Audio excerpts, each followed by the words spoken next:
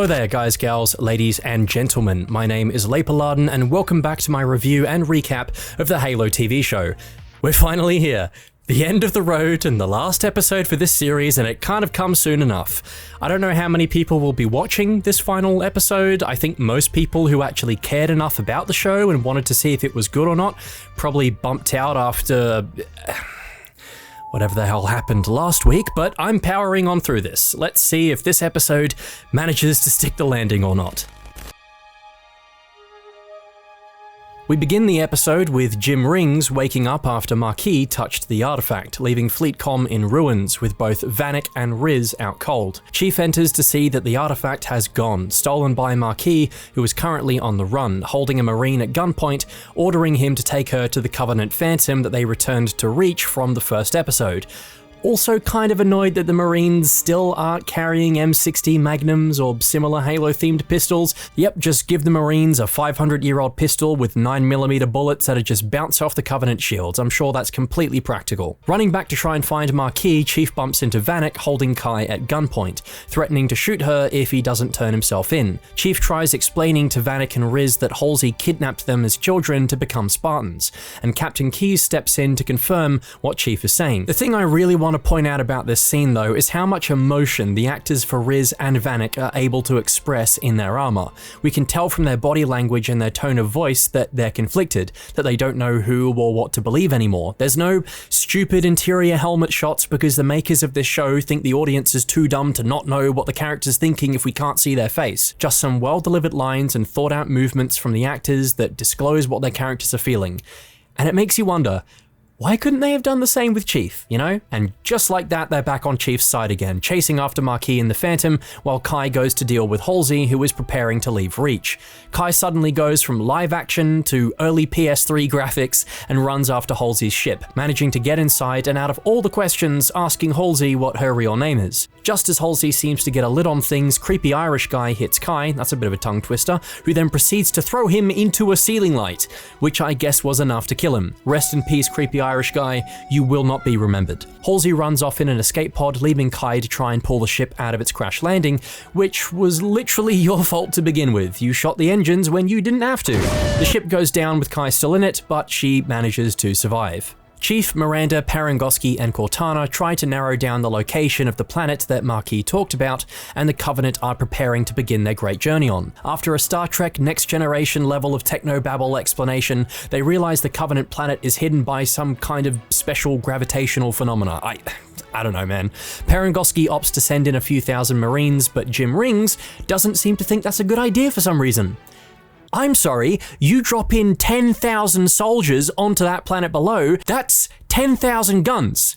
And at least 20,000 grenades if we want to go off Halo's grenade inventory system, alright? You select all those units, press Y on the controller for their secondary ability and get those Marines to throw their grenades. That building that the Coveys are holding up in is whoop, gone, fairy dust, it doesn't exist anymore. And even then, why not send in both 10,000 Marines and a fire team of Spartans? Those Coveys are screwed. Chief armors up for the first time in several episodes and Silver Team head off to the Asperol star system. Just them? No one else? You're not going to send in like a frigate with a small detachment of ODSTs or at least Marines or something? Could be the single most important battle of this war so far and you're just going to drop in 4 Spartans. Bruh.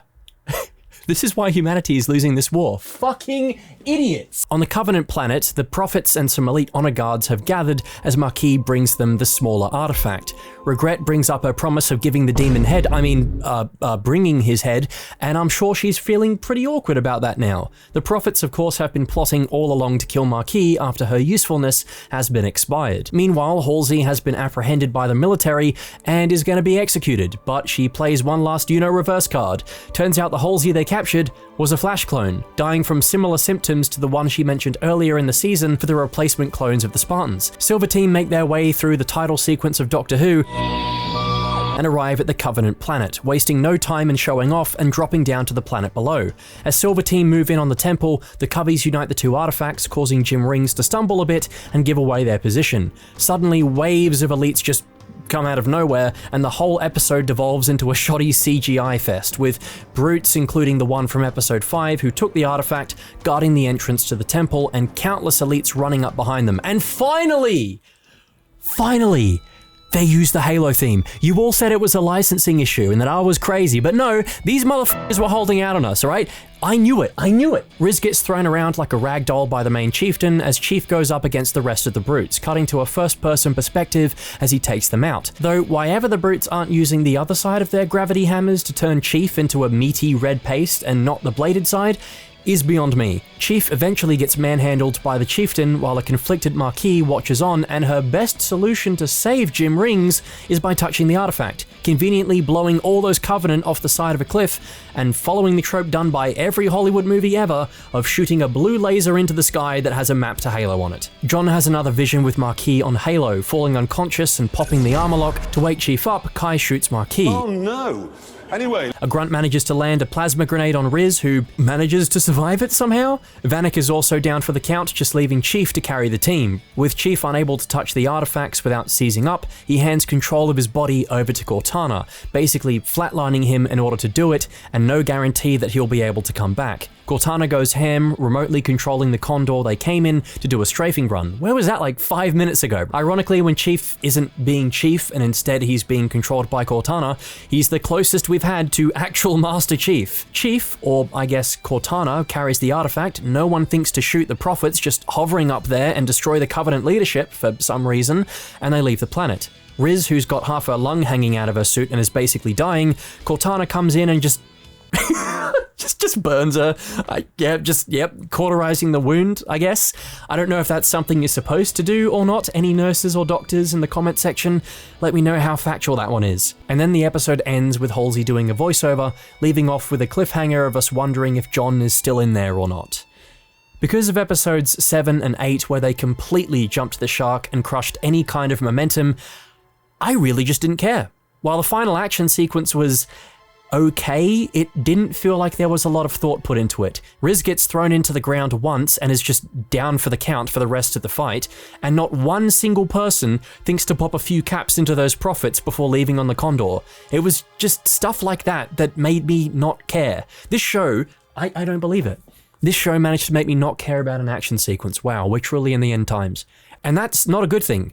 This is a Halo TV show. A Halo TV show. This should be a massive deal. As Halo fans, we've been waiting for this since 2013, if not longer, since the last major attempt at bringing Halo to live action. And yet here I am, having just finished the first season of this show, feeling nothing. It's a roller coaster with more lows than highs. Action sequence, whee! Entire episode where nothing happens. Oh, Cortana's being introduced. That's cool. Juan and Soren's side story. Another big action sequence. Master Chief fucks a POW and Covenant spy. That's the kind of war crime that even Captain Price wouldn't vibe with. The worst part is, though, that when Chief gets his body taken over by Cortana, they frame it like it's a big tragedy, but honestly, I was cheering. Finally, Chief doesn't crack some stupid one-liners. My favorite from this episode is, and I quote, "well, shit," when he sees the chieftain, and instead just gets the job done and doesn't take his helmet off. That's the Chief I know. In summary, did it suck? Yeah, I'm taking no pride in reporting that the Halo TV series has been a swing and a miss. I've tried. I've really tried to enjoy it, and to all those folks out there who have enjoyed it thus far, good for you. I don't want to take that away from you, but as someone who has a passion for film and television, someone who partly works in that field as well and loves Halo, to see those two worlds finally collide together should have been amazing, but instead I just left feeling indifferent. Episode 9, I'm feeling like a comfortable 4 out of 10. Unfortunately, it's just another failed video game adaptation, and I'll be breaking down those failures and critically analyzing the show in a future video essay, which I'll be aiming to release in the next couple of weeks. So if you really want to see me beat a dead horse with a stick some more, make sure to subscribe for that one. Otherwise, did you enjoy the finale of the Halo TV series? And what are your thoughts on the show as a whole? Make sure to leave them in the comment section down below and get the discussion going. As always, if you enjoyed the video, please make sure to chuck it a like, as it helps with bumping it up in the algorithm. And phew, I'm just glad we're done with that. Finally, it's over. No more Halo TV show, no more reviews for it.